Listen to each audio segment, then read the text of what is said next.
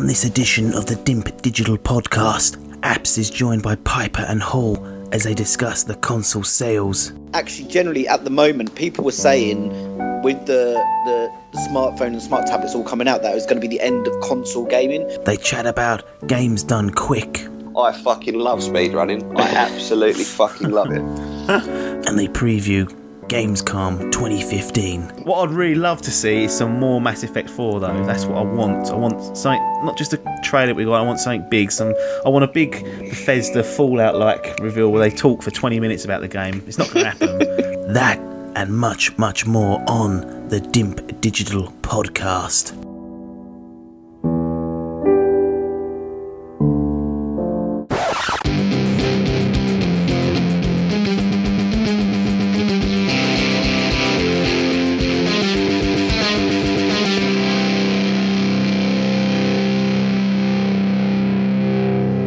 Hello, welcome to the Dimp Digital Podcast. We're on episode number 37, and this time you've got myself, Apps, Hall, and Mr. Piper. How you doing, gents? See, that is the trouble with having new people on, is that no one commits to saying how they're doing, which is fine, because that's normally Logan's job. So, Mr. Piper, that was your cue to jump in there. You've blown it, and that's already put a mark against you on this podcast. I'm glad that he's been blamed and not me. Yeah. Stepping up. Well, I always go second, mate. Who always goes second? That is the rule. So, the next time, keep that in mind. Didn't know that. I thought because I was the newish one on the block, I thought I get to go second and let the top billing cast go last. I'll assume you're both doing okay and you're not crying like Logan is ill. Oh, I've got the sniffles. So the reason why he's not here, so it's a bit of housekeeping to start with, is that he's been struck down with his mystery illness, but I don't quite believe it myself. Mr. Piper has been installed for this week. Not too sure how this or what this illness is, but I was ill last week and still managed to make it, so just shows that some are more committed than others. There was no podcast last week? 2 weeks ago. You're right. Okay. Blown it. So, yeah, it's 2 weeks ago. Coming on to that, it's a good segue, actually. You'll notice that I was meant to say 2 weeks ago. I said a week ago, it was a lie. But we was last on the air 2 weeks ago. And we've decided to revert back to the bi-weekly format, which actually, I say revert back, that was our original plan. It just got out of hand. Never really happened, did it? No, I just got carried away just doing them every week. And I think people become accustomed to that. But it's sort of a bit of a drought going on, and I didn't want to force the issue of doing a podcast every single week, trying to find people bothering them. So bi-weekly we can 100% commit to, and I'll still be doing the bonus podcasts in between, but they probably will be more like bonus podcasts where they'll appear every few weeks rather than back to back every week. For example, when the Phantom Pain's due to come out, I'll probably do a preview episode with Mr. Menzies, that sort of thing. So they will be appearing, but just not like every week as you've probably been accustomed to during 2015. It was a decent run though, of about 6 to 7 months of doing them, but there's no point forcing the issue when the quality is so low anyway. So yeah. What's the point in excessively forcing it? So jamming more shit down their throats. Yeah, exactly. They're not interested in that. Don't need it. No. Let's begin with some bog standard video game news, which is not a jingle I'm going to continue using because it was terrible. But Rise of the Tomb Raider, I mean, this is old news, but because we're doing it every 2 weeks, we can catch up on this sort of stuff. Rise of the Tomb Raider has been announced on the PlayStation 4 and PC. It's the news we all knew was coming. It was definitely going to appear on those platforms. So Tomb Raider, or Rise of the Tomb Raider, will arrive on the PC in early 2016. And they love to say holiday 2016, don't they now? Holiday. Ooh. Holiday 2016. I don't go on holiday from whenever the fuck we want. Yeah, like holiday to me is like you get 3 days off over Christmas. That's holiday for me. They released this in October. That is not holiday for me. I'm not having it. October's not holiday for anyone. No, craziness. Well, Thanksgiving? Last year, but yeah, the whole maybe, yeah. When's Thanksgiving fall? November, I don't know. Not interested. But Halloween. Maybe they think that. But in any case, I didn't really care. I mean, we all knew this news was coming, so it was no real big shock. But what I wanted to try and look at this is from a Microsoft perspective, because they've obviously handed over some serious cash to secure this as a timed exclusive. And Fucked it. Yeah, Mr. Square Enix announced this, so it wasn't like Microsoft went, and it's also going to appear on our rival platforms. But yeah, Mr. Piper, if you were Microsoft, you're running the show, Do you not think you would have preferred for this information to become public after the game had arrived on the Xbox platforms this year? Because now people who may have been considering, I really want Tomb Raider, we don't know when it's going to come, it could be 2-3 years, now know that, Q1 2016 they can get it on their PC, or if they've got a PS4 where they can wait. Do you think they would have preferred letting the game get out there so people get excited and think, I want to play Tomb Raider, I don't know when it's going to come, let's get an Xbox One? Yeah, I'm really interested to know what's going on behind the scenes at the moment with sort of like all this exclusiveness, because PlayStation does seem to be doing pretty well for itself at the moment, and my worry is that are they not Microsoft, but are the developers worried that if they're not saying they're coming to PlayStation, they feel like they're going to potentially lose out a piece of the market? Yeah. So maybe that's why, and we all know PlayStation's doing it really well for itself at the moment. So are they thinking that if we don't tell the PlayStation lot it will be coming to you, that they think they're going to lose out a percentage of the market? Yeah. So maybe that's them maybe jumping the gun. Maybe they just got spooked. I don't know.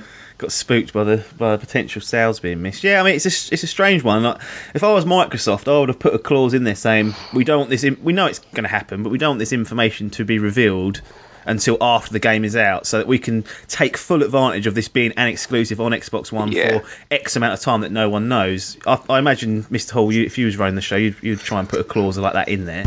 Yeah, I mean, from the Xbox standpoint, that's absolutely what they're looking for. But from Square Enix, obviously, the sooner they can announce that it's on every single platform, the better. So I expect that Xbox have had exclusivity on it up to whenever this announcement was made. Yeah. And literally the second that they've been allowed to release it, they've just got a press release. They've gone, we'll do it. We'll do it straight away. Yeah. Which was inevitably going to happen because, at the end of the day, I mean, both of them are businesses. Yep.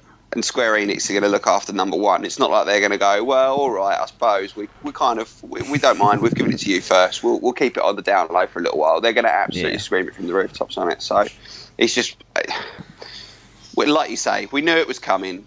It's hardly surprising. I don't think it's going to cause Xbox too many problems because they're getting it a good year earlier, aren't they? I think it's holiday 2015 for Xbox. It's been announced as so. Yep. You can't help but feel it's not going to impact it too much. I shouldn't imagine. No, you'd think not. I think personally would have preferred to have it not be announced. Of course. Then there's that unknown. That was never going to happen, was it? No, Square Enix has just gone, right, let's make sure that our other share of the market, where they're going to arguably maybe make more sales because the consoles, there's more of an install base on the Sony platforms, knows that they are going to get it and when they're likely to receive it. Now people can make an informed decision and go, can I wait a year for that? Yes, okay, I'll wait. If not, I'll get it on Xbox One, or maybe I'll buy an Xbox One for it. In general, Hall, do you like platform exclusives, or do you prefer everyone to be able to play all the games? No, I prefer platform exclusives. I think that's the whole point of having different consoles. Yep. Like, if you end up with... If every game comes out on every platform, then you're just buying a brand name, aren't you? And the operating system, or the controller, as the case is quite often. Like, I like the Xbox controller, which is one of the main reasons why I picked the Xbox. Yeah. I've used your PlayStation 4 controller now, and though it is a step up from the PlayStation 3, I still prefer the Xbox One, if I'm completely honest. I know you disagree, and you probably prefer the PlayStation 1. But you've got to have something. You've got to have some kind of incentive to go for it. Yeah. I mean, otherwise it'd just be completely pointless. So there's always going to be exclusive games because there's always going to be games that Sony and Microsoft develop that are only going to come out for their own consoles. But I think the more exclusives you have, the better. It makes the market a bit more competitive and, encourages people to branch out. It gives me a good reason to go and buy a PS4. Yeah, because you mentioned having Journey, that you wanted to really play that. That's obviously only available on PlayStation platforms. And I think that because I'm in the situation where I've got both, I prefer having these exclusives because it sort of validates me having both of the big consoles. At the moment, the Sunset Overdrive and Titanfall excluded, I've not really played my Xbox as much as I've probably invested. Like, the PlayStation's been getting most of the play time, and that's not due to any just exclusives either, really, apart from the Journey and a couple of others like Rocket League. But it's all been third party games I've been spending most of my time on in that particular arena. But I like there to be a lot of exclusives. Then you can just make an informed decision on your choices. Like, a lot of people own the Nintendo Wii U because they like Nintendo games, and you can only find those games on that platform. So it's definitely worth thinking about and having that in place. Mr. Piper, do you ever look over the fence and think, I'm missing out, or do you not really care about all this? No, not really. Like at the moment, Tomb Raider got to wait a year. That's the thing. Like a lot of the games that are exclusive at the moment for Xbox are not my type of games. Yeah. Whereas a lot of the exclusives that are coming out for PlayStation are. So you got a lot more sort of like shooter, fast-paced type games on Xbox, which I find are a lot more exclusive for Xbox. Whereas you've got a lot more slow-paced. You know. You dive more into the story. PlayStation, easier games, So it sort of kids games. Go get a Wii U. It suits my my needs. So at the moment, I'm really pleased with my investment. But if I'd probably got an Xbox, I would have probably been saying the same about that. So it's a bit of a biased opinion. I was just thinking though. Yeah. PlayStation have announced their free games for the month on the PlayStation Nation, and one of them is Tomb Raider. Now, was that the one that they're releasing? Was that developed by Square Enix? Because if so, that's really interesting. That's dropped at exactly the same time that they've dropped this announcement. Yeah. So that version of Tomb Raider, I can't remember. I think it's Tomb Raider Chronicles. Yeah. I believe it's called. It's not a mode. It seems like a light version of Tomb Raider. I think you can play it cooperatively. It's kind of like a twin stick shooter from what I've seen. So it's not a full blown Tomb Raider game, but it is interesting that they've put a Tomb Raider title in there as this news has been released in the last week. I didn't really think of that. So maybe they're putting two together. I might be getting putting two together and getting five. Conspiracy theories. It's just interesting, isn't it? It's better than the X-Files. This, good Christ. I mean, we touched on. We've been talking about the consoles here in exclusive. We touched on console sales very, very lightly just a minute ago when talking about Tomb Raider and why would Square Enix want to have this on the PlayStation platforms. They've revealed their figures. Well, Microsoft haven't, but Sony and Nintendo have, and revealed what they're... I wonder why Microsoft haven't. Well, this is what we're going to have a look at. So Sony have passed 25 million console sales, which is a decent achievement. Xbox still have not officially released any figures on it, but the unofficial report suggests that it's around the 13 million mark. 3 million Sony PlayStation 4 consoles were shifted in the last quarter, and that is more than double the 1.4 million sold by Microsoft, and that includes Xbox One and Xbox 360 combined. That stat really shocked me, the fact that Microsoft has been outsold over 2-to-1 ratio. Mr. Piper, do you think there's any alarm bells ringing in the Microsoft offices at the moment? I mean, we're only a year and a half, nearly 2 years into the generation, and we know from previous experience that the PlayStation 3 was well behind at this stage in the last generation. But do you think they're kind of worrying here? You know what? I'm not sure that they are. There was a press conference about a week or so ago with I can't remember the guy's name, but he heads up Xbox, and Phil Spencer. Yeah, and that was the guy, and he was saying, actually, generally at the moment, people were saying with the smartphone and smart tablets all coming out, that it was going to be the end of console gaming, but in fact it's been completely the opposite, and the sales have actually consistently started to rise. Actually, generally everyone's getting a really good chunk of the pie. He was saying that a lot of people tend to focus on Xbox versus PlayStation, or Microsoft versus Sony, and that, but actually generally both sets of platforms and both companies are doing fantastically well out of this set of sales. So they're not worried. Obviously they want to be number one in the market like everyone does. Sure.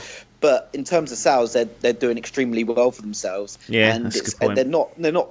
Those alarm bells aren't ringing just yet. I think if it continues to keep getting slower and slower and slower, and the ratio becomes 3-to-1, 4-to-1, and so forth, I think that's when they'll really start bricking it. But at the moment, they seem quite content with themselves. Yeah, and that's a good point you raised, because by all reports is that both consoles are tracking much better than their predecessors in terms of sales.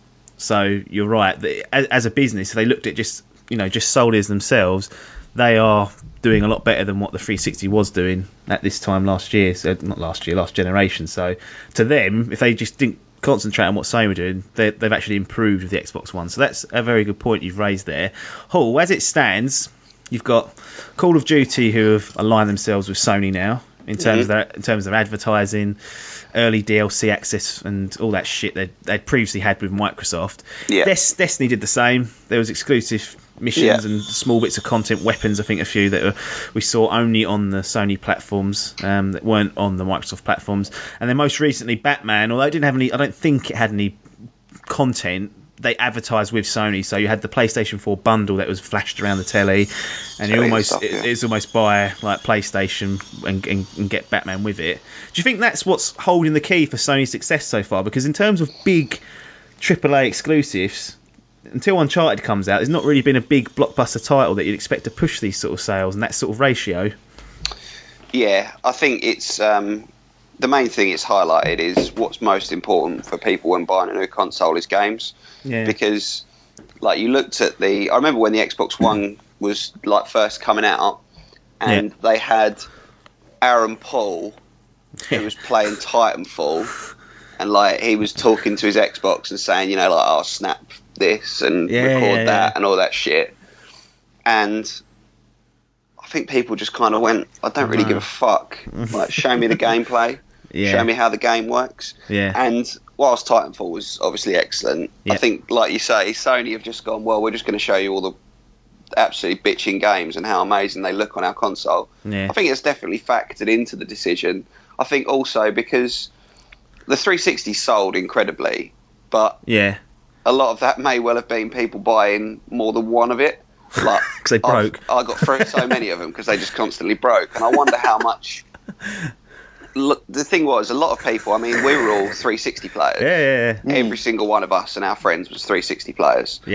And I'd probably say maybe half of you have moved over to PlayStation. Yeah, maybe. Probably those that have committed to the next gen, perhaps, have kind of gone, I'm fed up of Xbox and it's shit. I'm going to give the PlayStation a go. And people have kind of moved over. Plus, I think that people who love, like, the Xbox does still have faults, and it's a lot harder for me to sell an Xbox to someone than it probably would be to sell a PlayStation to someone, I think. Right. I don't know, it's just, you can't really put any kind of specific reasoning behind it, but... No. I mean, if I hadn't have bought one now, I'd probably get the PlayStation. Right, I see. That's an interesting view as well. Yeah. And would that be just for Destiny? Because over 100 hours spent in that. Extra guns. I loved Destiny. I did have a whale of a time playing it. I'm not going to play it again, I don't think. Just purely because... Well, I need to do that strike or whatever it is. The raid, I need to get 2 achievements on it, which is essentially all I'm going to go back for. But I know I'd sap too much of my life, and I've got so many other things to play, especially with some of the releases that are coming out later in the year. That's the sick So, don't know. I couldn't tell you why the gap is as big as it is. No. 2-1 massively surprises me, and I think most of that though is out of Europe and Japan. Yeah, in the sure. States, it's quite close. Yeah, I think it's quite even. You're seemingly right, in Europe and especially in Japan, it's quite heavily Sony weighted. So yeah, there's an interesting stat that came out of Japan actually. That I think it was in February, the month of February, Xbox only sold something like 28 consoles in the whole of Japan, or something stupid like that, 100 consoles, and it was compared to like the PlayStation, which was selling thousands upon thousands. Yeah. I don't think they have much. Microsoft don't have a good time over in Japan. Because Sony is a Japanese company, so yeah, exactly. They kind of tend to stick to their own, and I think they're more into their handhelds anyway, which seems to be doing crazy out there. But yeah, I mean it's a strange one why the gap's so big. I think they had a shocker E3 at the reveal. They had a lot of negative press when that first came out to do with the DRM, the Kinect, all the snap shit, like you said, the entertainment box. It almost was seen as people didn't want to see that, and I think even though they've probably 180'd on nearly all of those, people still have got that attachment to that system, and it released cheaper, the PlayStation, and there was no need for the Xbox to be any more expensive. It was £50 cheaper over here, and I think $100 cheaper in the United States. So it's just big difference. Yeah, it's essentially when they're both the same, like in terms of their hardware, give or take, one's a bit more powerful than the other, but there's not a lot of difference in there. And you think, well, why am I paying an extra £50? And that's what rings home with a lot of people. You just look at the stats and you go, well, that's cheaper, that one, I'll get that. Mm-hmm. Little Jimmy wants a console, I'm not going to spend extra to get that one. Well, it's a console and a game, really, isn't it? You get an extra game. Yeah. Got a brand spanking new game. Yeah. Strange. I mean, it's swung backwards and forwards in the last generation, so I expect the same to happen here. And to be fair, Xbox have got a few exclusives coming out. Obviously, they've got Tomb Raider, which is a timed exclusive, but Halo's going to be a big one this year. It'll be interesting to see what happens when that comes out, because when it comes to Christmas, that's a big time of buying consoles, and Halo is a massive franchise that everyone's heard of. Yeah. So it'd be interesting to see if they make a lot of ground when that comes out, and also when Uncharted 4 comes out next year, whether that evens it back out. We'll see. It'll be interesting to track it. I'm not on anyone's side. I'll just sit back and relax and just hope that both start pumping out some games that I can play on both sets of consoles. Moving over to the Wii U. Now, this time last year they made a £51 million loss. Although this year they are currently riding... Yeah, that's good work from the Nintendo clan. But this year, though, they have turned it around. They're currently riding a £43 million profit in the last 3 months, so that's good news there. Wii U's hit the magic 10 million units, so that's a milestone checked off, I guess. It's good news for Nintendo, I guess, because a year ago it was looking very bleak. Yeah, it was, and I think the Wii U's done surprise. People are kind of surprised with how well it's done. It's obviously a lot of it again is out of Japan. Having James just say about that figure with the Xbox One in Japan, I'm just looking up some figures now, and for the month of June, essentially, over 65% of the consoles that have been sold have been Nintendo consoles. Right. So that's either Wii U, 3DS. Oh, 3DS, yeah. Or like the other versions of the 3DS. Yeah. The PS4 has had, I think it's about 15%. The Vita has had about 15%. Then there's a few little shitty extra bits and pieces. The Xbox One has had 0.1% of the market in Japan. Yeah. Over the course of June, 0.1%. Yeah, that is shocking, isn't it? When you consider Nintendo's got 65%, that is unbelievable. And how badly they get slated by people. They're hated in Japan. It's unbelievable. The Wii U's the only one that's really doing really well over there. Yeah. That's interesting. That is interesting to know. Yeah, I mean, it's a good milestone for the Wii U, and I think the Amiibos blowing up has helped them massively. I think they've sold like 14 million of those bad boys. Splatoon has really helped. Yeah. What's that? 1.6 million? It's hit now. Yeah, Splatoon is absolutely killing it for the Wii U. That is the reason that people are going out and buying them at the moment. Yeah, and I think also last year you probably had Mario Kart that come out. I can't remember when it came out now, but that's at like the 5 million mark, I think. So over half of people that have a Wii U have Mario Kart 8 as well, which is great. That's a great success for that game, and I've had a little go on it, and it is good fun. I can definitely see why people are playing this. I expect when this mobile release finally happens, and if we ever get an NX announcement, then specifically the mobile, that will boost the income drastically. I can't see how it's going to be anything other than a roaring financial success for Nintendo. I'd be interested to keep including them, but they're making progress. Whether they abandon the Wii U or not, we don't know yet. 10 million over the course of nearly 3 years probably isn't the best they're looking for, but they're making a profit, so they're getting revenue from other streams, and hope they can reinvest that in some more good games, and if they want to do a new platform, make that the best it can be. Going to change gears completely here and go to Prison Architect, mainly because Mr. Piper's here. So, finally coming out of early access this October. It's been there since September 2012.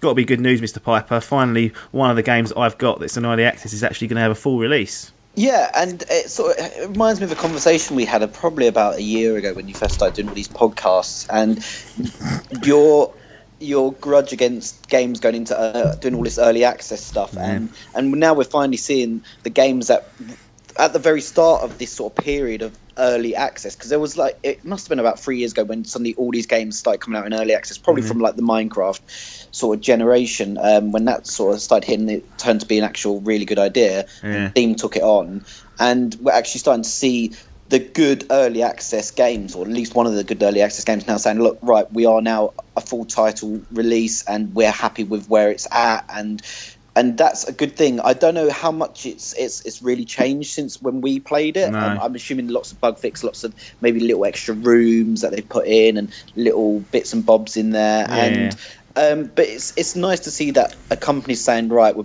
drawing a line under this now, and we're saying it's a full release, and then and it's probably because they've got the next project that they want to move on to more than anything.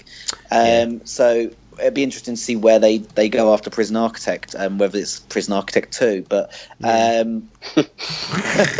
easy as that. Prison Architect 2 early access. Comes out the week after it's been released full. But no, it's generally a positive sign, because early access games got a lot of slate that you're never going to come out of early access. You're just doing this just to try and get money off people quicker and so forth. But it's proven that the smaller indie community of game makers there are people out there that are willing to keep to their word, and that they will deliver a full game at the end of it, and that's what they've done.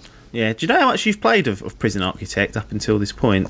A few hours. I've probably done about 10 hours on it. Okay. Which is fair whack, really. I can go and have a look at my Steam library and tell you. Yeah. Give me a couple of minutes, but yeah, I did play it a good 10 hours. When I first got it, I really got into it because I really like all those sort of like, you know, the old Sims type games. Yeah. Yeah. So I'm just looking through Prisoner 17 and a half hours. So yeah, I put quite a bit of time into it. So is there a worry now that when you go to play it that it won't feel fresh anymore because you've kind of given it 17 hours is a good fair whack to play something.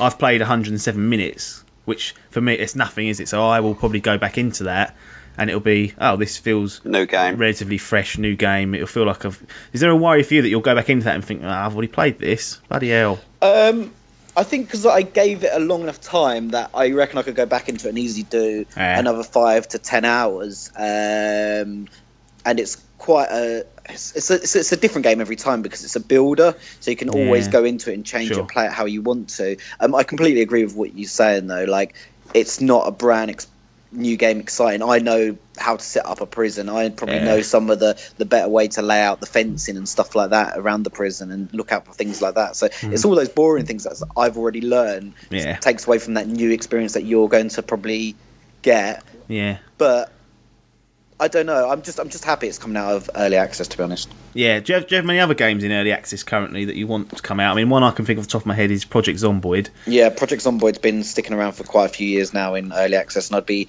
interested for them to say, right, we're happy with where it's at. But then they've got so many projects that they want to do with it, so you don't know how long that could be there for another 4 or 5 years. I'm kind of worried sometimes that they just keep expanding these games and never just, like Prison Architect have done, drawn a line under it and gone, right, what we've got here we're going to refine so it's out in a full release and that'll be good enough. I'll get worried they keep trying to add new features, new bits, and never going back and refining the basics. So you've got it's a lot of these sandbox games as well that there isn't a narrative or a story to it, which are doing obviously these early access. And then you always look at a sandbox game and say, it'd be really nice to have this, it'd be really nice to have that. So where do you draw that line? And that's a good question that people need to probably start asking these sandbox games. Where do we say we're a full release and we're now the rest of the stuff's potentially DLC? It's not early. It's not a part of the game. Yeah, no, that's a good point. I mean, I don't think anyone would begrudge more games going into a full release and then perhaps releasing these as DLC packs because they're not expensive. The chances are, if you bought it in early access, you've got it at a bargain price. So you're probably more inclined to maybe pay a £5 for a content add-on for it if you enjoyed the full release of the game. I think people like myself, they do sometimes get frustrated with games sitting in early access, especially ones that I've committed to. But Prison Architect, that's a good news story, and I'll be looking forward to playing that when it comes out of early access in October. 107 minutes is all I've played. And I think I last picked it up in April last year, so it's going to be a fair time before I get back into that. Never know, it might be on the new series of Bin It or Buy It. So that would be maybe a review coming to that. PlayStation Plus members will now get a chance to vote on the free games lineup. Well, I can say free, I don't like calling it that, but the PlayStation Plus games library is whatever they want to call it that you get each month. So obviously you get 2 to 4 titles every month that come up, and we will now get a chance to vote on these. It won't be a monthly feature, but it'll be fairly regularly, they said.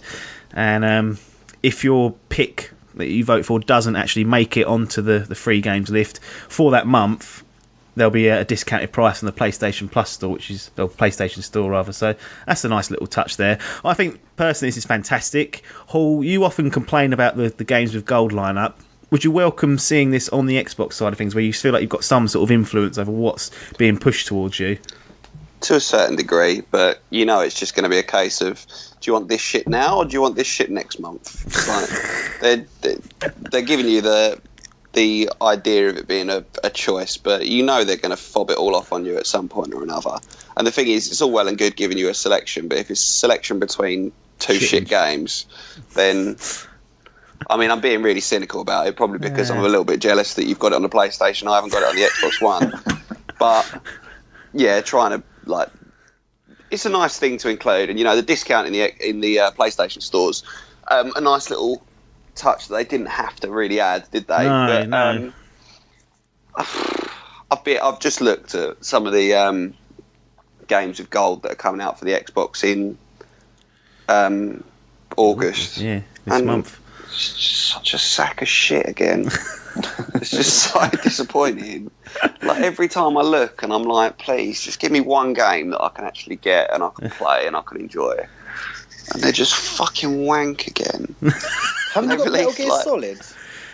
Metal Gear Solid 5 Ground Zero, which I'm just not at all interested in. That was on the PlayStation 2 months ago as well. Exactly. Yeah, brilliant. Cheers for your hand-me-downs. And then I can't even remember what the other game was, but on the 360 they're releasing the 2 Metro Last Light and Metro Redux. Yeah. Which are good games. Yeah, no, I'd be well up for that. Yeah, but I'm not going back to the fucking 360 to play the cunt. Well, now... Not when they're out on the Xbox One. Could you now add them into your library, and then if backwards compatibility comes along for those games, play it? Give them backwards compatibility, are they? That is the only trouble with that. That's what I've seen happen. I also saw that... just such a load of bollocks. Well. Like, stop releasing stuff for the 360. Fucking give me stuff on the One. For fuck's sakes, it's so aggravating. Yeah, I would be well up for playing the Metro games, even though Biff warned me off them. I'd be up for getting those. And if they appeared on some sort of... If they're free, absolutely. But no, they're free, but only on the shit console that we promised we weren't going to do anything for anymore. Yeah, you do. Cunts. You do. Mr. Piper, you're obviously sitting there gleaning at this sort of feature that's being added. I take it you're going to be voting every single opportunity you get.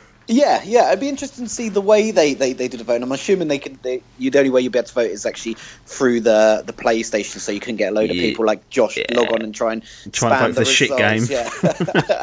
Which is something he definitely would do as well. Absolutely. But I sort of disagree with Josh. I don't think they're going to then spam us off like the game that doesn't win, because they're giving it to us at a discount price. So I don't think they'll now come back along later, because that would feel a bit like a slap in the face from PlayStation for the people that went out and bought out the discount price. But and then a month later it's like, yep, you can get it for free now.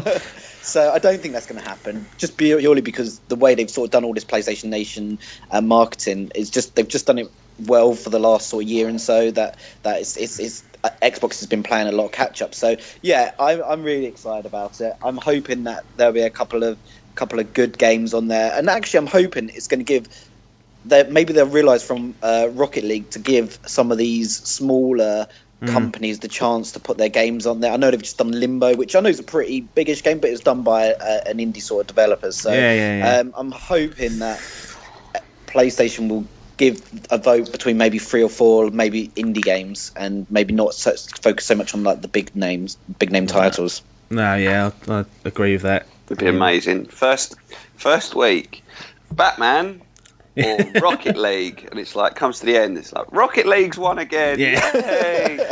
Nobody gets Batman for free. You fucks. That is total lies. Yeah, I find the whole games with gold and instant game collection or whatever they call it on PlayStation, I do like it, obviously, because you feel like this ridiculous fee we pay every year to play online, which is a fucking joke. You kind of think, well, this makes it a little bit... I mean, why are you paying to play online? I'm not going to go off on a complete joke. Why do we have to pay to play online? It's utterly... And the thing that annoys me is PlayStation never used to do it, and this year it's like, yep, follow Xbox. We're losing out on a massive bit of money. Yeah. Oh, it's another discussion for another day. It's a disgrace, but it kind of makes it feel like not as bad having those games come through. But then I find myself, I see like a little indie game, and I think, oh, well, I'm buy that, and I think, oh, what if it appears on Games with Gold or Instant Game Collection? And I don't buy it, hoping it will appear on that. Ethan Carter will come out on PlayStation Nation. Yeah. No doubt about the story of Ethan Carter will definitely be there at some point. Yeah, and you think, have I just waited? And then when it does come to it, after you, like Valiant Heart, I bought that, and then 2 months later it was on the PlayStation 3. Job done. They just wait until like a game sells really well on the Xbox store, and then they go, yeah, we'll give that one out for free. Yeah, and then everyone who's got it's like, fucking hell. Cunts. Let's move on to a subject that Hall might find a little bit more uplifting. Games done quick. Yeah. So you have been really, really going at this, telling everyone to go and watch it. Can you just explain what's been going on with Games Done Quick? What this summer Grand Prix, or not Grand Prix, That's a Marathon. disgraceful word. Marathon is whether it's continuous. Just explain exactly what's been happening over the last week or so with Games Done Quick. Yeah. Okay. So Games Done Quick essentially is just a collection of games that have been speed run. So the idea is to complete a game as quickly as possible in one sitting. Now that could be, there's loads of different categories within each game. So you normally have like an any percentage and you have 100%. So obviously depending on which category you're in, depends on how quick the run is. But every year they run 2 events. They're normally a week-long marathon, which is what this one that's currently running finishes tomorrow, I believe, which would be the day that the podcast hopefully comes out. Yeah. So today finished, if you're listening. They do a 7-day marathon where they stream 24/7 for the 7 days, getting speedrunners from all over the world to come and show off their skills and sort of speed run through these games. And people can ring in and donate to go towards a charity, which this year is Doctors Without Borders. Oh, right, so it goes to a charity, because I've sort of dipped in now and again. And I saw the donation people donate and it all goes towards charity. So, I was sitting there thinking, what a load of greedy bastards. Well, the thing is, I mean, a lot of Twitch streamers do donations. Sure. That's how they make their money. Yeah. And then the idea is the following that they have then goes along to this event, Games Done Quick, and people watch. Obviously, these speedrunners do it and donate, and you can put your money to go towards either incentives for games that are played, or you go into a prize draw. So there was a Razer PC up for grabs, a PlayStation 500 gigabyte one. So there's some good stuff up for grabs, and obviously your donation gets read out live on the stream. It's but it's a really good event, and so far, I mean, up till now, I think they're on about $700,000. Excellent. So it's nice to see that they are able to obviously make so much money. It's a really good cause, and I fucking love speedrunning. I absolutely fucking love it. What do you love so much about it? I think it's I love that I look back at all these fucking stupid games I used to play as a kiddie. Yeah. Like the old NES games, the SNES games, the Dreamcast games, the Sega games, the Mega Drive games, whatever. Mm-hmm. And I used to think, like, I used to sit there with my brother and we'd try and play through them, and because there wasn't any saves, you'd get to a certain point and it'd be like, oh, we've got to turn off now, it's time to go to bed, or oh, we did really well, we got up to like World 6 but we didn't quite finish it. And these guys are like demolishing it with like cheats and whatever else, and well, not cheats but clips. So like glitches in the game which they're exploiting to their advantage, and they're like blitzing through them in a matter of sometimes minutes. And it's just absolutely awesome. I fucking love it. He said these marathons take place, is it 2 times a year, he said? Yes. And do they run for 7 days, like non-stop? Is the stream constantly on? The stream is constantly on. You can check in at any time, wherever you are in the world, and go for this. Yeah, and then normally they're all recorded and put up onto YouTube afterwards under the SDA archive. Yeah. So like the speedrunning archive that's on YouTube. So you can go back and watch them if you've missed anything. But like I say, it's always for a really good cause, and I can't believe how this year is probably the first year that I've watched a lot of the streaming. I've watched a lot of videos on YouTube in the past, but this is the first time I've had a chance to watch the stream live a lot. And they get some really high-profile people donating in. Like, really? It's awesome, yeah. I mean, the one that springs to mind is Notch donated. All right, yeah. And he's got money to donate. He can spare a few quid, so he piped in and donated like 10 grand, and it's just like it's little things like that, it brings the community together, and the fact that they run it 24/7 for the 7 days just means that wherever you are, you can just wake up and watch a little bit. They release a schedule obviously for people who want to tune into certain games or whatever. Yeah. But no, it's brilliant, absolutely brilliant. Yeah, so I tuned into one live stream, which I think was Borderlands. I think it was the pre-sequel. I was in Twitch and I was watching that. I thought, this is good to watch. And the chat was running. You can't keep up with what's going on. It's all just nonsense. Then, I mean, luckily for me, I've seen Game of Thrones up to the latest one, not read the books, but someone put a massive spoiler in there for Game of Thrones just to be a dick, and I was like, why have you done that? In the Twitch chat? Yeah, I was like, you complete idiot. You just always get helmets like that online, don't you? Just they're there to to ruin the day for everyone. But that's what my worry about streaming permanently here at Dimp Digital, which is people just coming on. If anyone watches, just going wrecking things. So after that, I made a conscious decision to go and watch the YouTube archives that go up, because I thought there's no chat for me to have to worry about. Just don't put the chat on. Yeah, I just turn the chat on. I know, if you're watching it on your phone, just turn your phone sideways and the chat disappears. Well, I don't ever look at the chat anyway, because it's full of shit. Everyone just spamming memes and trying to be clever. Yeah, that but is. What's interesting about the Twitch stream is that I've been consistently logging on to it over the course of the week, and you're having about 100,000 people at any given time whenever you log on to that stream. 100,000 people for a Twitch stream is immense. Well, I mean, you can always tell when, like, the GDQ's running, because, like, you go onto Twitch, and normally the top games on Twitch that are being streamed are, like, Dota, Hearthstone, Counter-Strike, and usually sometimes you get League of Legends up there. And then you go online and it's like the game that's being, and it totals up the total number of people that are watching all the channels for that game. Right. And it makes me laugh that when you go on, you see like League of Legends, Hearthstone, and then you might have like DuckTales. And it's what the fuck? Oh yeah, that's SGDQ, and everyone's watching one channel of just someone playing DuckTales on a speed run, and it's quality to see how like they draw in so many people. Like you say, the lowest I've seen it in terms of viewers is 80,000 this week. As I mentioned, I've watched quite a lot. But yeah, for those of you that haven't seen a speedrun before, I cannot recommend that you go out and watch it enough. Just YouTube, Games Done Quick. Just YouTube, Games Done Quick. Find a game that you used to like as a kid. All the games are already there that they've already streamed. I went there today and it's all there. Like, and after you go on that video, put a comment in, say Dimp Digital's the best. Come back and subscribe to that channel. So make sure that's spread whilst you're doing that, listening. Like, it's just I can't begin to justify how good it is. Yeah, I watched. What did I watch yesterday on the way home from YouTube? I think it was Tony Hawk's American Wasteland. Oh right, is that one of them? Yeah, was it a co-op? Was it the co-op run or was it a single run? No, it was a single run. Yeah, it was good to see. I mean, looking at that game, that looked terrible, but I mean, I checked out of Tony Hawk's well before that came out. Wasteland, binned it, but it was he done it in like 7 minutes or something. The whole it's fucking ridiculous. That is like every level to 100%, and they do it in like. With that game, I don't think there's too many glitches you can exploit, because you have to do the it's just people are just very, very good at it. Yeah, he was and I've got like the route absolutely perfect on every level, and it's not just that as well. It's like people spamming through menus like so quickly, like they know exactly how many times to click up and down and whatever else. It's just awesome, absolutely awesome.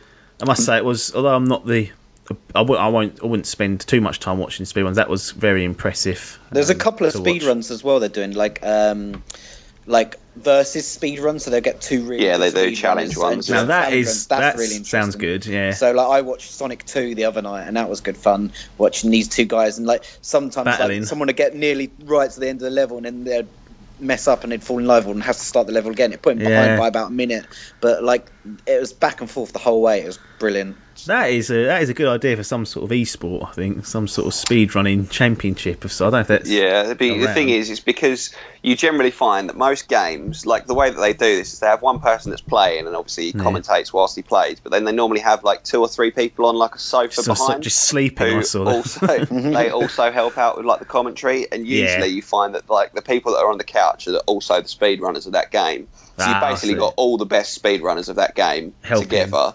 So they all know, and they all know exactly how to do it. And like the battle ones where it's 2 people playing against one another is brilliant, because quite often, especially in the shorter runs that are only like an ETA is maybe 30 minutes or something, they quite often finish within 4 or 5 seconds of one another. And it's like so fucking close up to the very end. And it's just absolutely brilliant. So much time for it. Outside of this marathon, do they do these speed runs randomly, or is it just like they do? I know they do record breaks and stuff. So every single speed runner that is there, they put their Twitch channel link up in the like their Twitch name. So they will be effectively, because most of the time, if you've got a speed runner, they'll only speed run one game, and they will fucking play that game non-stop. And so generally, like, if you see a game that you like, or you find a speedrunner that you like and they're doing all right, you can take down their Twitch name, follow them on Twitch, and then they will be streaming probably most days of the week, them playing that game through again and trying to improve their time or trying to find new clips and new glitches and whatever else. Yeah. So there is ways of getting into it from that as well if you want. Excellent. So just to cap off this section of it, what would you say your highlights were, Hall, looking through this and going through holy fuck. Games Done Quick, your favourite points? Could be a couple, doesn't have to be just one. Oh my god, there's so many. I love watching Zelda Ocarina of Time. What's the time on that? 22 minutes. Good Christ. Yeah, and that is an 8-hour game. Yeah, at least. Like, that's longer than. I'm sure it's longer than that. Probably longer than that. Yeah, 22 minutes. Yeah, that is insane. I loved Pokemon Blue blindfolded. What? Yeah, they did Pokemon Blue with a blindfold on, and that took 6.5 minutes, I think. Oh Christ! Yeah, that is insanity. I loved Toe Jam and Earl. That's just an amazing game, and it takes me back to childhood. I actually watched that one with my missus. She was up for, I don't know why, she must have been ill or something, or drunk or something, but she let me put it on the big television. So we watched Toe Jam and Earl together. Did he break the record on that? That was the question. No, the timer stopped. Because he was like 2 minutes above. The timer stopped. He was like 1 minute and 10 seconds ahead of his record, but the timer stopped, unfortunately. I think they've gone back and done a recount on it, but because he was adamant that he would be really, really close, but I don't think he was. I don't think he broke it in the end. I'm trying to think of the name of the game. It's like, I'll come back to you with it. But anyway, they were awesome. Yeah, Mr. Piper. Oh, for me, it was Toe Jam and Earl. Just because you could, he was getting really excited the whole way through because he knew he was having a good run. And it was, you could tell he could think he could break the record. And at the time, we all thought we had. I didn't realise the clock had stopped. And it was just really exciting to watch. And as you said, it takes you back to your childhood. And as I said, the other one I really enjoyed was Sonic 2 when we did the race between the two guys, and that was just interesting, the back and forth and how it just finished within 30 seconds of each other. It was brilliant. Yeah. There's the two others that I really enjoyed. Apps, you'd love one of them. Fallout 3. Yeah, I've seen a speed run of that, but I'll be more than happy to sit down and watch 30 minutes. One. Yeah, Joker. And I Want to Be the Boshi. What the hell? If you've never seen anyone play I Want to Be the Boshi, you need to watch it. You need to watch that game. Basically, the game is called I Want to Be the Boshi, and the game was created for one guy who is called Boshi, and he was playing Super Kauto Mario, which is like the ridiculously hard version of Mario, the impossible version of Mario. He was playing that, and he was doing it too easily. He was speedrunning it too quickly. And he said to the guys who made Super Kauto Mario, make me a hard game that I'm going to struggle with. Yeah. And so they've created this game called I Want to Be the Boshi. And it just takes characters from loads of different franchises and just chucks them in. And it's just like a fucking random shitfuck of stuff going on. There's no cheats in it or anything, no glitches. So it's just a proper hard game. Yeah. And it takes about 25 minutes in a speed run. Yeah. But it is fucking unbelievable to watch. It's so good. Excellent. If I ever finish Bloodborne, I'll definitely be going back to look through, because I know there was some that were doing a speed run of sorts on Bloodborne. I'd happily sit down and watch someone cake their way through that, glitches or not, because that is a tough game regardless of how good you are at it. But it's a good point to leave Games Done Quick. Oh, Shadow of the Colossus in an hour's time or an hour and a half's time as well. Apps, that's good. Yeah. Again, once I've played that, I'll go back and watch that. I've got that on the PlayStation now. Talk about this all day. Yeah. So happily. Well, so in case you haven't heard, Hall suggests you go to Games Done Quick and watch basically every video that you can find on there. Gamescom, that is starting this coming week in Cologne, Germany. So it doesn't really get the same hype as what E3 does, but there are often some interesting announcements that take place. So PT was dropped there. That's the event where... Look how that turned out. Wow, yeah. But dead. That is dead now, but that did cause a massive whirlwind through the gaming community, because Kojima came out and said, you can play this playable teaser now. And everyone just logged off the stream and went, went on the PlayStation Store. So you do get exciting things like that. Which imagine if you're watching that live, you'd be like, oh crap, get on this. And, yeah, it was great. But this year we've got, as far as I know, we've got Microsoft, EA, Blizzard, who look like they're unveiling their new WoW expansion, all doing press conferences. No Sony, who are apparently got something planned for Paris Games Week a few weeks later. Hall, is there anything you're massively looking forward to here of what you know is happening? So not what you think might happen, what's there now. Not hugely. I'm quite looking forward to seeing a little bit more about Halo 5, hopefully. I know that Xbox is planning on showing that off quite a bit. So hopefully some Halo 5. And I'd quite like to see them do a little bit more on Fable Legends, because they haven't really shown much about that so far. That's due out soon, isn't it? Yeah, quite soon. And I love the Fable games, so I'm quite looking forward to seeing a little bit more of that in the hope that will impress. I'm worried about that. I don't like the 4v1 setup. Well, we'll have to wait and see, won't we? But just saying that now, prediction. Just throwing it out there. Yeah. Shit game. No, but other than those two, I think, like you say, because E3 is so huge, and like all the really big announcements, like you're not going to announce something at Gamescom. Shenmue 4 at Gamescom Kickstarter. You're not going to announce something at Gamescom when you could have done it at E3, which has got a much broader audience.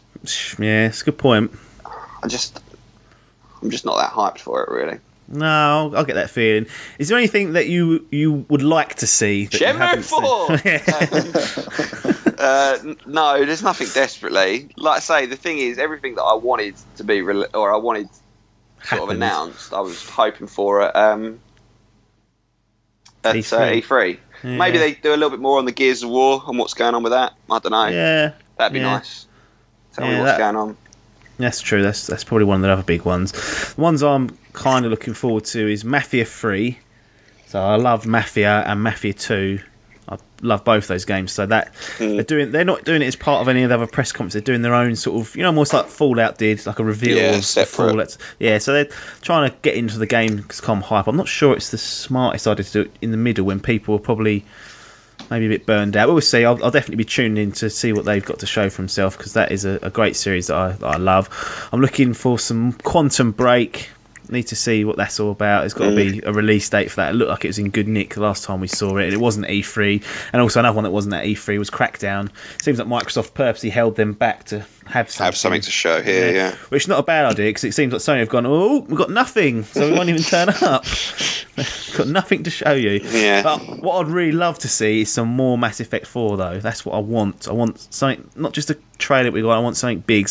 I want a big Bethesda Fallout-like reveal where they talk for 20 minutes about the game. It's not going to happen, but that's what I want for Fallout 4. Piper, I bet you're hoping for some No Man's Sky, maybe a release date. Yeah, and I'm not really thinking that's going to happen, to be honest. This fucking one. hell! I thought you were saying it was. No, not this. They're not. They're on IGN all week. They've been on IGN all month, actually. But I don't think they're going to be releasing that release date at Gamescom. I think maybe EGX because they're. Good luck with that, mate. September, yeah. The big Nintendo, Sony, Microsoft, the works. They're the collaboration. Bigger EGX Res. But no. For me, from what I can gather, and there's no point in talking about speculation because it doesn't look as good as E3 really. But you've obviously got your FIFA and your Pro Evo, so there'll be a lot of game comparison going down there between the two. European market, European places. Market, and you can understand why they're showing those two off there. Fallout 4 is also there, not playable, so you never know what they might say about Fallout 4. Maybe saying nothing, because obviously like E3 where they're like subscription-based Fallout 4 coming November with microtransactions. It wouldn't surprise me if they released a bit more details about the game. Apart from that, really, there's it'd have been brilliant if this was No Man's Sky was actually building up to this, because for me that's the game I'm looking forward to, but I just don't think it's going to be at Gamescom. Do you think it's going to be there at all? Well, from the list, there's no mention of No Man's Sky, so that's why I'm saying if there was No Man's Sky binned it, mate. I would have said that they were going to do a release date with the amount of marketing they're doing at the moment, because it's immense. But I think the trouble with that is because Sony aren't there, and Sony have kind of put their hands around No Man's Sky. Yeah. That because they're not there, there's not really a presence for Hello Games to go out and do their own conference or do their own reveal or whatnot. So, because I think Sony have been just basically doing press conferences and having them as part of their conference and paying for them to go up there and whatnot. So can't afford it. Maybe at Paris Games Week we'll see some No Man's Sky. I'm not overly hyped for Gamescom, I must say, which is a bit of a disappointment because it is held in Europe. I mean, I'm never going to go, but it is kind of like a when Dimp big takes event. off, mate. Yeah, when it takes off, we'll be there every year, mate. Loving it. We'll spend 2 weeks out in Cologne, Germany, getting to know the beer and the games. But yeah, I get the feeling that many people aren't too hyped about, which is a bit of a shame. But no one gives a fuck, do they? It seems that way. The E3 hype's over. Yeah, it's just gone right. There's a lot of these events, though, isn't there? You've got like Tokyo Game Show. You have all the packs that go on in America. Paris Games Week that Sony have decided to go. Oh, let's do that one. And I feel it gets a little bit thin on the ground with all these bits and bobs. And Comic-Con a couple of weeks ago as well, didn't we? Yeah, the thing is, there's a lot of these events, like the Comic-Cons and the PAXs, that are not so much about games anymore. They're more about like YouTubers and channels and things. Like you find that they have a bigger impact in those kind of events than like games releases, which is why like E3 is the big one, isn't it? And I know that there is obviously Gamescom, and like you say, there's the Tokyo one, and we've got our little UK one in EGX as well. So it just kind of feels like everything all year is building up to E3, isn't it? And from there, I mean, maybe it's different in like the far eastern parts of the world, and in like Japan and things, maybe they're really hyped up for the ones they have over there, but it kind of just feels here as though once E3's out the way, it's like, oh, that's the year done for big releases and things. Yeah, do you think they could do with maybe making it not as close to E3? I think E3 typically went a little bit late this year and Gamescom was a little bit earlier, so the gap was even shorter this time.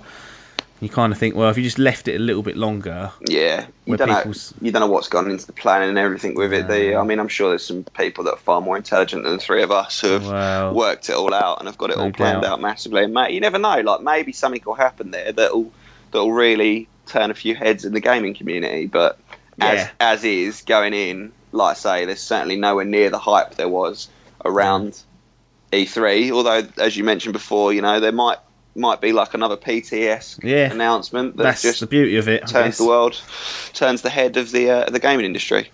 Yeah, no, that's a good point. Final question for you both: will either of you be tuning in to any of the live press conferences or streams that will be taking place, be it Blizzard, EA, Microsoft, those type of things? No. I'll just read it up on the news articles afterwards. Yeah, which you can't find on dimpdigital.com because we don't have any news. So go somewhere else if you want that sort of detail. Maybe we'll do a video roundup of it. That's all we're capable of doing. 50 seconds of... That was shit. You don't need to watch that. Bin that all off. Don't bother looking at fucking game shit.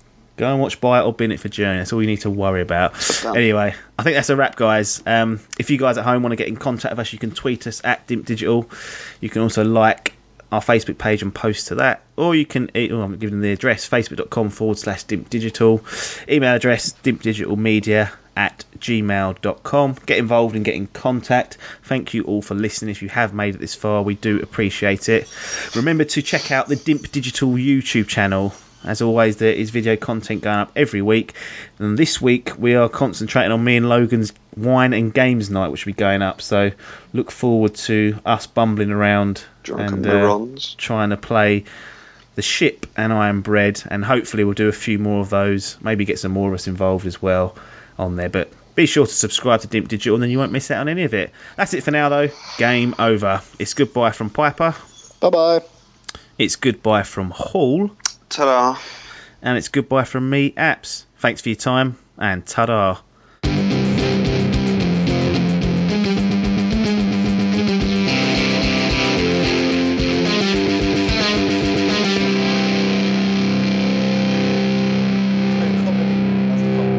It's all facts this week. Loads of comedy, mate. There was comedy in there. Paul getting angry. Yeah, I'm getting angry. I've never seen Paul angry. I've never seen him so stressed out. They once like punched something. Don't get angry, I mate. have. I bet have you ever got angry at Andy? No. Yeah, right. You've never punched her in the jaw? No, I don't think What so. what sort of man are you? I know.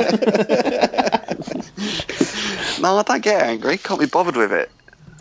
So lazy, you can't even be bothered to get angry. Just picking my belly button. That stinks. It's the worst thing I've ever heard. Need to go and have a shower. Oh, yeah, I'll go have a shower and get in the post office. That is hideous thing to sign off on, but that's going on. God. That's going on the ending. My finger literally stinks now. I gotta go. I'm going with my hands. See you later, boy. How do I get out of this call? See you later. See you later. Can't get out of it. Fuck. Alright, here we go. Ta-ta! Oh, God. That is fucking hideous. It's disgraceful, isn't it? Oh, Slob life.